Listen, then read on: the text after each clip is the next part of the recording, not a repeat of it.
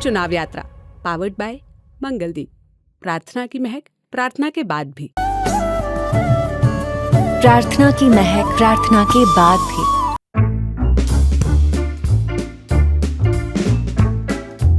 सनई संता सनई पंता सनई पर्वत लांगनम भोजनस्य सनई सनई।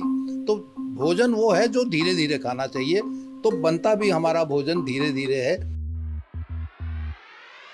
कि इंद्रहार जो बनता है ये 5 दालों के मिश्रण से बनता है और वो कई स्टेजेस से गुजरता है। पहले उसको दरदरा कढ़ी जैसी नजर आ रही है। हाँ, ये कढ़ी जैसी है और ये सब्जी जैसी है।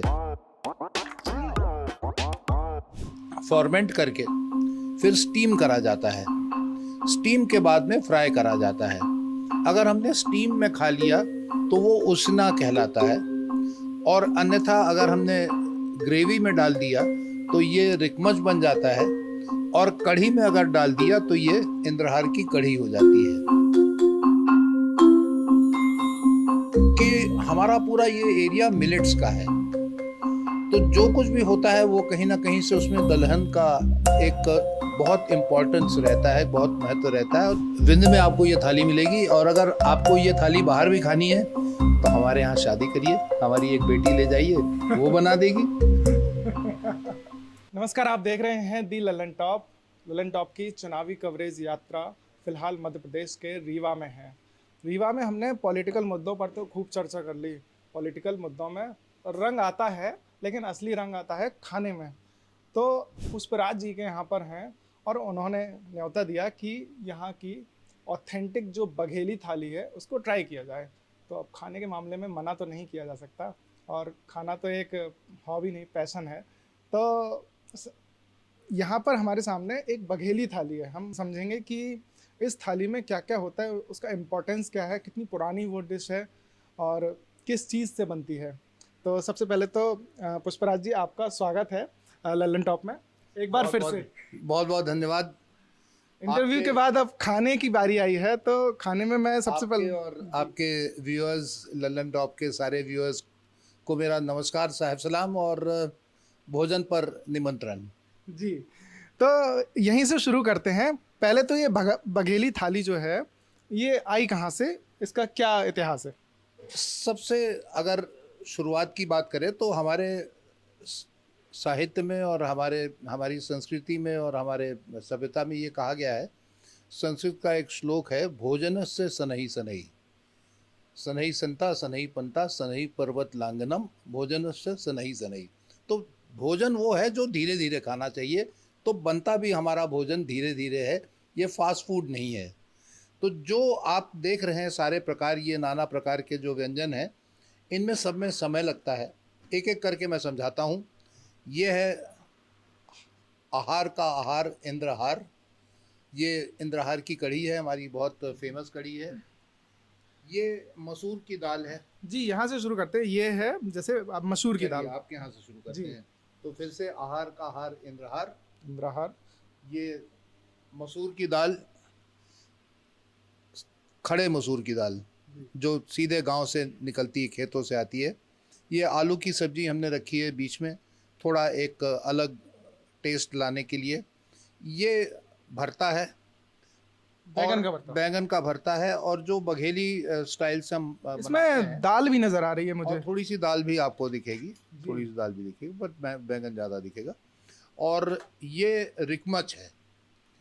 रिकमच जो है, अब इंद्रहार के बारे में आ जाते हैं, इसकी विशेषता के बारे में आ जाते हैं कि इंद्रहार जो बनता है ये 5 दालों के मिश्रण से बनता है, और वो कई स्टेजेस से गुजरता है। पहले उसको दरदरा, थोड़ी सी कढ़ी जैसी नजर आ रही है। हाँ, ये कढ़ी जैसी है और ये सब्जी जैसी है, लेकिन मिला उसमें वही केक है।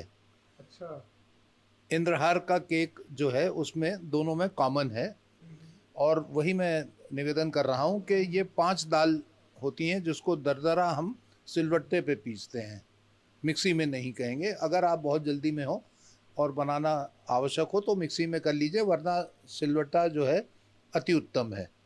उसके बाद उसको फॉर्मेंट करके फिर स्टीम करा जाता है। स्टीम के बाद में फ्राई करा जाता है। अगर हमने स्टीम में खा लिया तो वो उसना कहलाता है, और अन्यथा अगर हमने ग्रेवी में डाल दिया तो ये रिकमच बन जाता है, और कढ़ी में अगर डाल दिया तो ये इंद्रहार की कढ़ी हो जाती है। और ये इस समय का सबसे महत्वपूर्ण जो स्वादिष्ट और फलों का राजा आम का पना। और उसके अलावा जैसे मैंने कल भी थोड़ा सा कहा था और आज फिर से आपके दर्शकों को आपके माध्यम से निवेदन कर रहा हूँ कि हमारा पूरा ये एरिया मिलेट्स का है, तो जो कुछ भी होता है वो कहीं ना कहीं से उसमें दलहन का एक बहुत इम्पोर्टेंस रहता है, बहुत महत्व रहता है। और ये है हमारी दाल की पूड़ी। अच्छा, हाँ, इसके इसमें अंदर भी कुछ स्टफिंग filling जो सी है वो दाल की है। मैं एक बार कहूंगा कि कैमरा थोड़ा सा पास में आके दिखाएं। इसके अंदर भी कुछ वो filling दाल नजर आ ही रही है, दाल। दाल ही है। जी। तो कौन ये सी दाल दाल की होती है पूड़ी है हमारी। और ये जो है जैसे मैंने कहा मिलेट्स का ये एक क्षेत्र है, तो ये चने की दाल है। अच्छा, चने की दाल है, इसमें चने की दाल यूज़ होती है। और एक गुलाब की पंखड़ी उसके डेकोरेशन के लिए, लेकिन नीचे जो है वो हमारे क्षेत्र का विशेष रूप से हमारा जो तमसा नदी है, तमस नदी है, वो जब नीचे गिरती है तो वो डभौरा से लेके और त्योंथर क्षेत्र को कवर करती है। और वहाँ पूरे विंध्य का नहीं, पूरे मध्य प्रदेश का इस समय बहुत अच्छी क्वालिटी का राइस उपलब्ध होता है, जिसमें मोटा दाना भी होता है, छोटे वाले भी होते हैं। योगराज करके एक और सुंदर चावल आता है, तो उनमें से एक चावल चूज़ करके आज आपको चावल दे रहे हैं। जी। तो ये बघेली थाली, मतलब हम जैसे दिल्ली में रहते हैं तो दिल्ली में हमने कभी नहीं सुना कि वहाँ बघेली थाली मिले। क्या ये इकलौती जगह है जहाँ पर ये ऐसी मिलती है? ये बहुत अच्छा प्रश्न है। ये एक अद्भुत बात है कि बघेली थाली आप जहाँ प्रयाग बॉर्डर क्रॉस कर गए, मध्य प्रदेश की बॉर्डर आप क्रॉस करें और उत्तर प्रदेश में आप चले गए तो आपको नहीं मिलेगी। और इधर आप कटनी को छोड़ के जबलपुर तरफ चले तो आपको वहाँ भी नहीं मिलेगी। उस तरफ आप अमरकंटक को छोड़ के छत्तीसगढ़ में चले गए तो आपको छत्तीसगढ़ में भी नहीं मिलेगा। इसका कुछ कुछ पार्ट्स मिलेगा। जो हमारे सबसे बड़े एम्बेसडर्स हैं वो हमारी बहुएं हैं, हमारी बहनें हैं, हमारी बेटियां हैं, जो शादी होके उस तरफ गई हैं। उन्होंने इसका प्रचलन मिर्ज़ापुर, वाराणसी, थोड़ा बहुत प्रयाग, बहुत सारा छत्तीसगढ़ का इलाका वहाँ पर करा है। छत्तीसगढ़ में चूँकि चावल भी होता है, दलहन भी काफ़ी होती है, तो वो वहाँ उन्होंने करा है, वहाँ उनको सक्सेस भी मिला है और वो वहाँ पर वो भोजन करते हैं। सबसे बड़ा मैं आभार अगर व्यक्त करता हूँ, अगर आज ये आपके सामने मौजूद है, तो हमारे पूरे विंध्य की जितनी माताएं हैं, जितनी बहनें हैं, जितनी बेटियां हैं, मैं उनका आभार व्यक्त करता हूं। अगर वो ना होती तो पुष्पराज सिंह कुछ नहीं था। तो ये थाली अगर मुझे खानी है तो मुझे कहाँ आना पड़ेगा? क्या सिर्फ विंध्य में मिलेगी? विंध्य में आपको ये थाली मिलेगी। और अगर आपको ये थाली बाहर भी खानी है तो हमारे यहाँ शादी करिए, हमारी एक बेटी ले जाइए, वो बना देगी।